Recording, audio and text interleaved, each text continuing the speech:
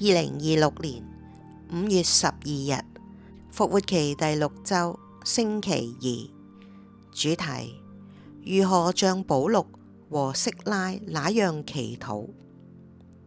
我哋大多數嘅人並唔會好似保祿同埋息拉咁樣祈禱。如果我哋被鞭打，我哋被羞辱，被關進監獄，被鎖喺黑暗裏邊，我哋大概早就驚慌。我哋會擔心接落嚟會點樣，我哋會一再回想所受嘅不公平，我哋會問：現在我該怎樣辦？但係保祿同埋息拉就完全唔一樣。到咗半夜，帶住鎖鏈，身陷監牢，佢哋竟然喺度祈禱，喺度歌頌天主。呢個真係讓人驚訝。人點可能咁樣祈禱？答案好簡單，佢哋唔係獨自喺度祈禱。呢個正係耶穌喺福音裏邊所講嘅。佢講，佢要派遣護慰者，就係聖神。佢係嚟幫助我哋，佢係嚟到我哋身邊，企喺我哋嗰一邊嘅嗰一位。呢一個就係點解保祿同埋息拉喺監獄裏邊仍然都會咁樣祈禱。佢哋嘅身體被鎖住咗，佢哋嘅心就冇被困住。聖神同佢哋同在，聖神喺佢哋內祈禱，聖神俾佢哋一種自由，係任何監牢都唔能夠奪走嘅。好多人以為祈禱係要睇心情。好多人只係想祈禱嘅時候先祈禱，好多人只係喺度急住求乜嘢嘅時候先祈禱。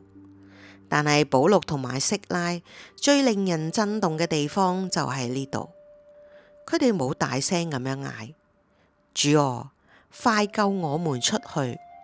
路加只係講，佢哋喺度祈禱，喺度歌頌天主。也許佢哋喺度念聖詠。也許佢哋喺度唱歌讚頌基督。聖經冇講俾我哋知，但係有一件事好清楚，能夠喺監獄裏邊唱歌，本身已經係一個奇蹟。保祿曾經寫過：我們不知道怎樣祈禱才相稱。呢個係真嘅，但係聖神知道，聖神會喺嗰一個時刻賜下最相稱嘅祈禱。接住，監獄裏邊發生咗事，大地震，門都開咗，鎖鏈都鬆開，然後一家人開始相信咗。到咗嗰度，呢個已經唔係只係一個或者兩個受苦嘅人喺度祈禱嘅故事，呢個係一個關於祈禱嘅故事。當祈禱成為咗天主自由行動嘅地方，事情就會改變。保祿同埋息拉唔係借着祈禱逃避現實，佢哋係喺現實裏邊祈禱，喺痛苦裏邊，喺不確定裏邊，喺黑暗當中祈禱。而就喺嗰度，聖神將祈禱變成咗自由。呢個亦都係我哋應該學嘅祈禱，唔係只係靠講多說話，唔係只係靠自己想法，而係靠交託。如果你想好似保祿同埋息拉咁樣祈禱，你就要時時親近天主嘅聖言。